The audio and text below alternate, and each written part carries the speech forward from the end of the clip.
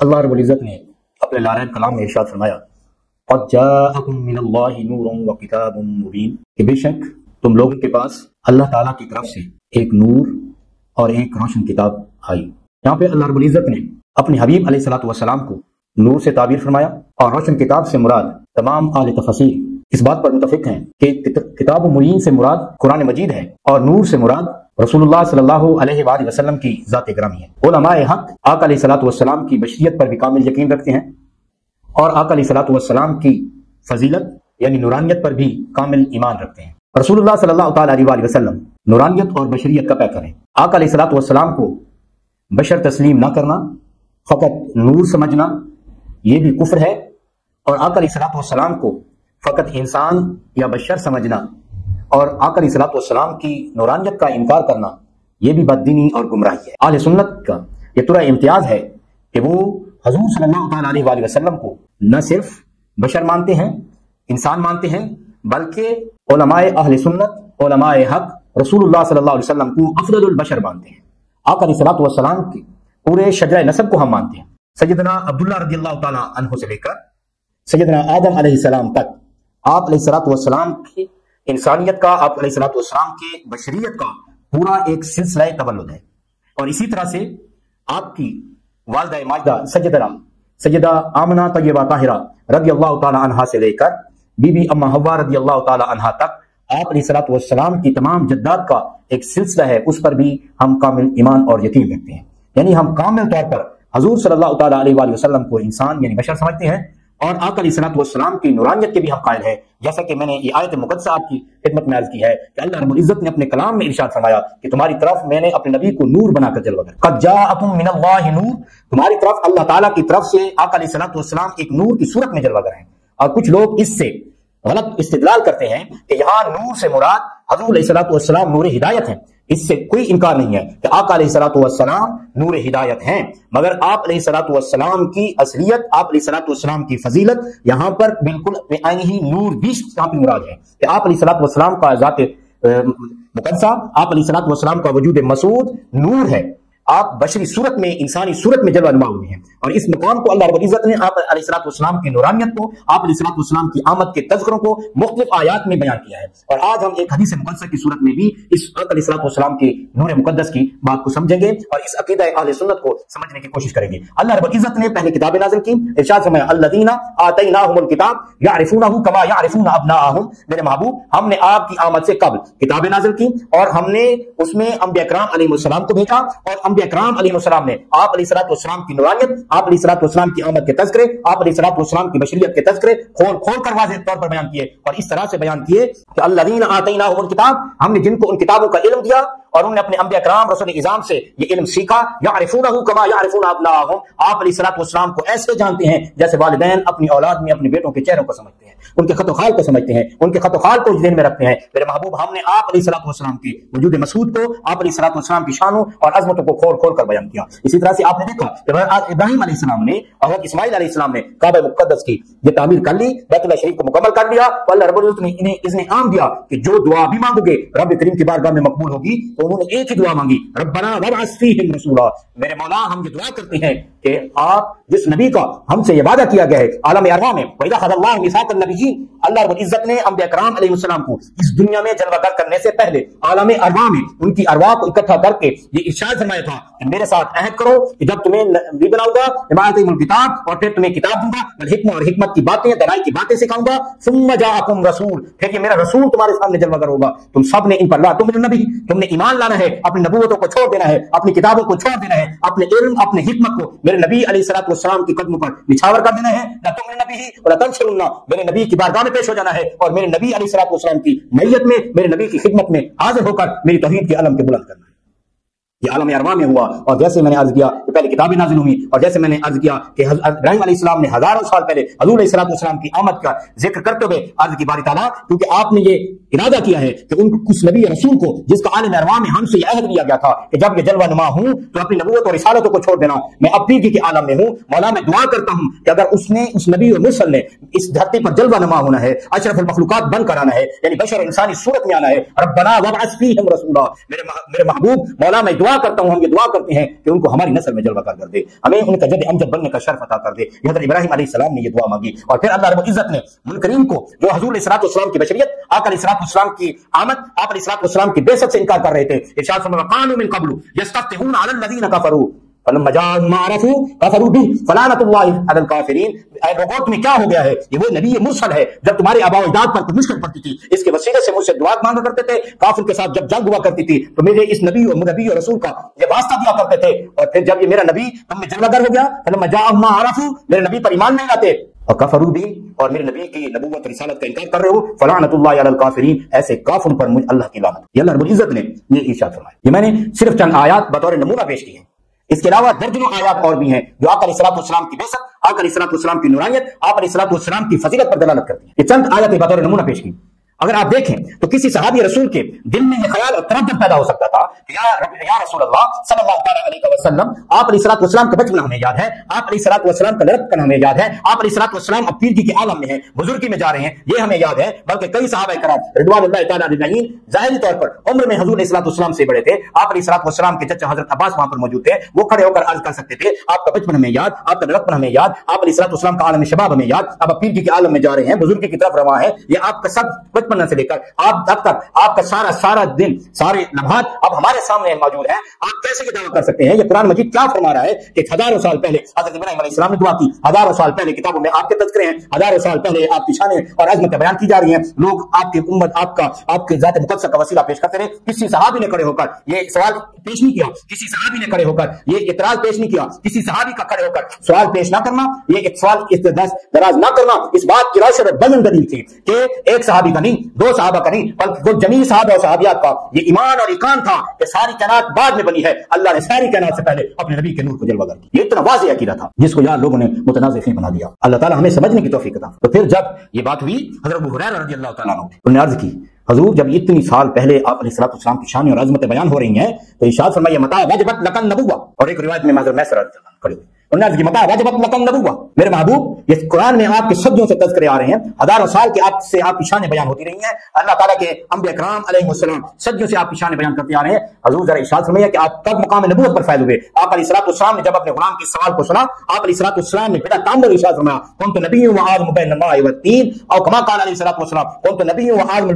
आदमु banal माइ वत्तीन कुन्तु आदमु ban रूह वल जसद, मैं उस वक्त भी मकाम नबूवत पर फाइज था जब तुम्हारा बाप आदम पानी और मिट्टी के दरमियान तखलीक पा रहा था। जब आदम अलैहिस्सलाम जिस्म और रूह के दरमियान तखलीक पा रहे थे, अल्लाह रब्बुल इज्जत ने मुझ पर नबूवत मकाम नबूवत सजाया हुआ था, ताज नबूवत मुझ पर सजाया हुआ था। ये आका अलैहिस्सलाम की वाज़ेह हदीस मुक़द्दसात हैं। कुरान मजीद भी की कई आयतें आका अलैहिस्सलाम की नूरानियत को, आका अलैहिस्सलाम की फजीलत को बयान कर रही हैं। हमें चाहिए कि हम आका अलैहिस्सलाम की हर शान को, हर इज्जत को, अजमत को सलामी पेश करते हुए अपने रसूल अलैहिस्सलाम के साथ वफा करें। आका अलैहिस्सलाम की शानों और इज्जतों और अजमतों का मिंबर रसूल से बयान करने वाले ये उलमाए हक हैं। आका अलैहिस्सलाम की शानों पर पर्दे डालने वाले मानिदीन हैं, गुमराह हैं, बदमज़हब और बदमसलकी, उनके अंदर रच बस जाती है, क्योंकि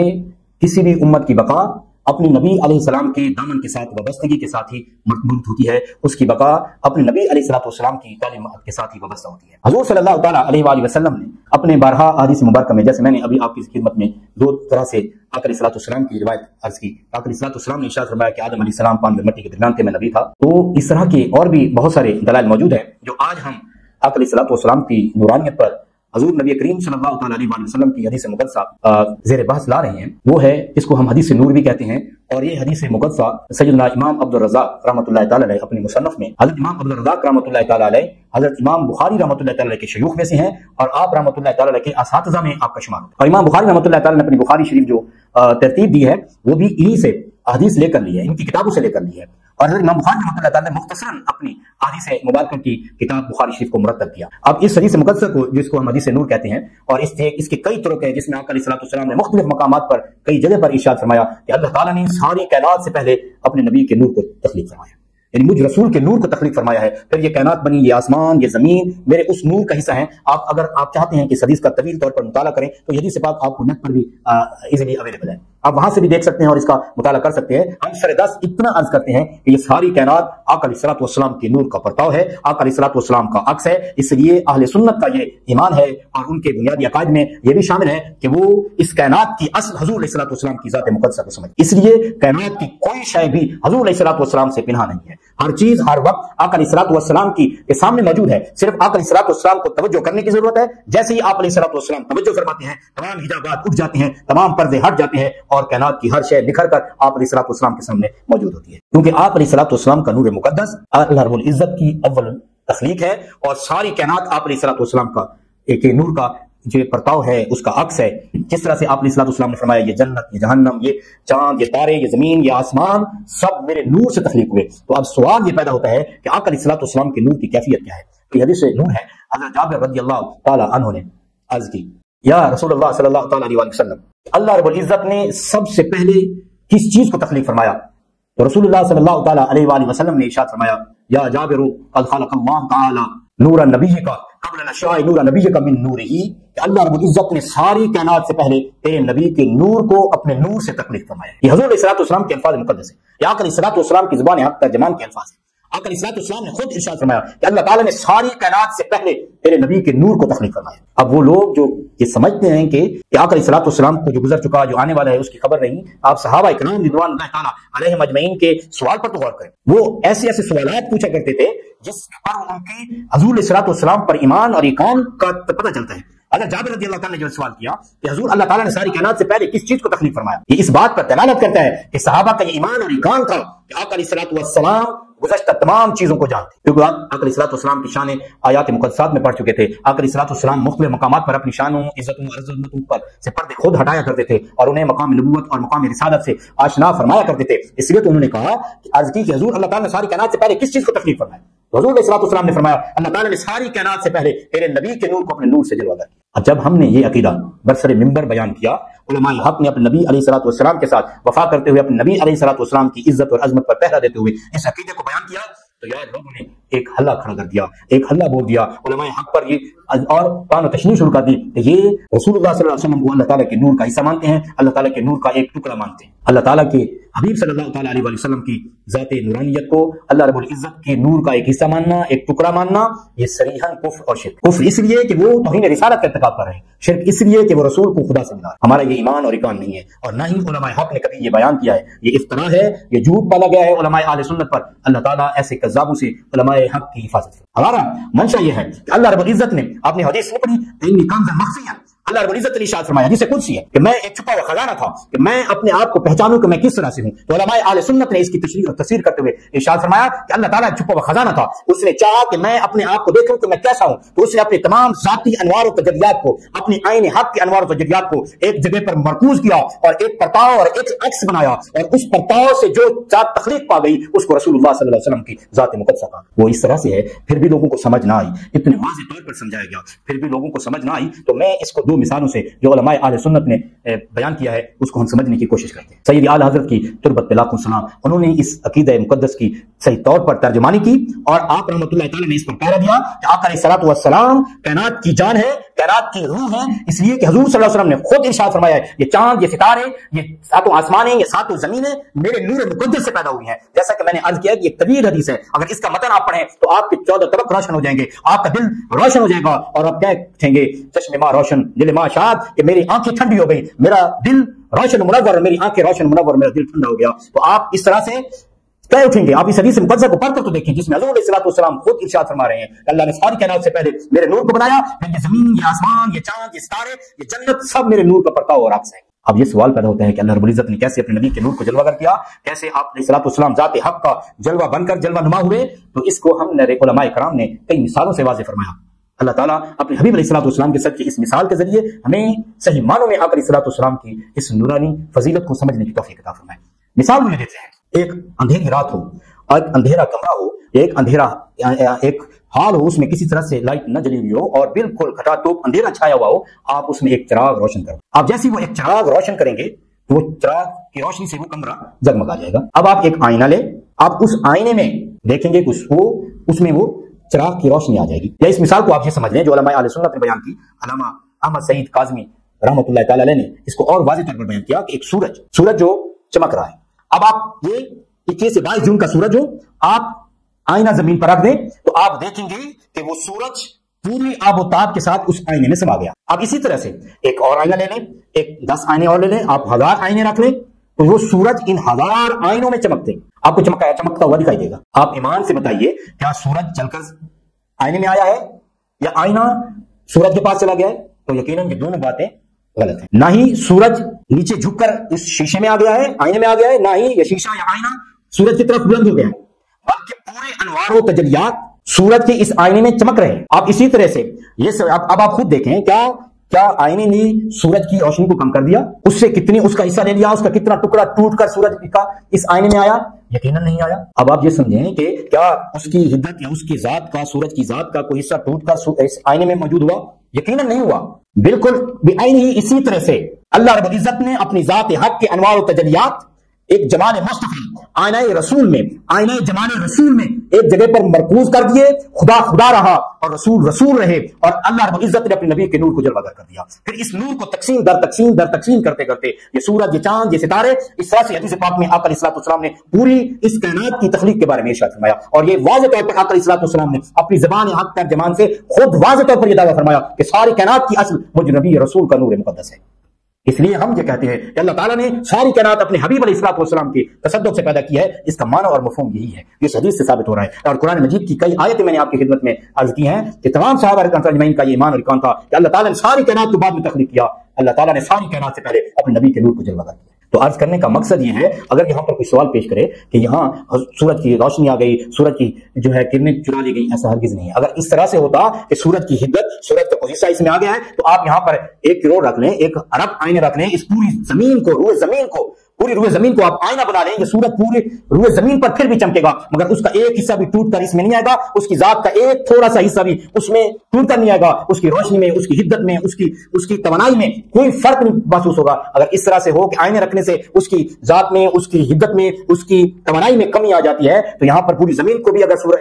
آئینہ بنا لیا جائے تو اس کو تو بجھ جانا چاہیے، اس کو تو ختم ہو جانا چاہیے، اس کو تھوڑا سا اس کی توانائی میں یا اس کی روشنائی میں کمی آ جانی چاہیے. ایسا بالکل بھی نہیں ہوگا، نہ ہی ہو سکتا ہے. اسی طرح سے آپ چراغ لے لیں، چراغ کے سامنے آئینہ رکھیں، اس کے بعد دوسرا آئینہ، پھر تیسرا آئینہ، پھر چوتھا آئینہ. اسی طرح سے آپ 10,000 آئینے اس چراغ، چھوٹے سے چراغ کے سامنے رکھ لیں تو وہ چراغ ان 10,000 آئینوں میں بھی چمکے گا، مگر اس کی روشنی میں کوئی کمی نہیں آئے گی. وہ جو کمی آئے گی تو وہ ایک الگ ہے کہ اس کا تیل ختم ہو جائے، وہ ایک الگ بات ہے، مگر وہ آئینے اس کی ذات سے کچھ حصہ نہیں لے رہے. اللہ رب العزت کی ذات مقدس تو لا محدود ہے، اس میں تو کمی بیشی کا تصور بھی نہیں ہو سکتا. تو عرض کرنے کا مقصد یہ ہے کہ یہ سورج پوری آب و تاب کے ساتھ اس آئینے میں چمک رہا ہے. اس لیے اللہ رب العزت نے اپنی ذات حق کو آئینہ رسول میں، آئینہ مصطفیٰ میں چمکا دیا. پھر اس آئینہ رسول سے اس کے مختلف پرتاؤ اور عکس مختلف جگہوں پر پڑتے رہے. کہیں سورج بنتا رہا، کہیں چاند بنتا رہا، کہیں کہکشائیں بنتی رہی جس میں اربوں خربوں سورج ہیں. وہ بھی میرے رسول علیہ الصلوۃ والسلام کے نور مقدس کا حصہ ہے، وہ بھی آقا علیہ الصلوۃ والسلام کا فیض ہے. آقا علیہ الصلوۃ والسلام کی ذات مقدسہ کی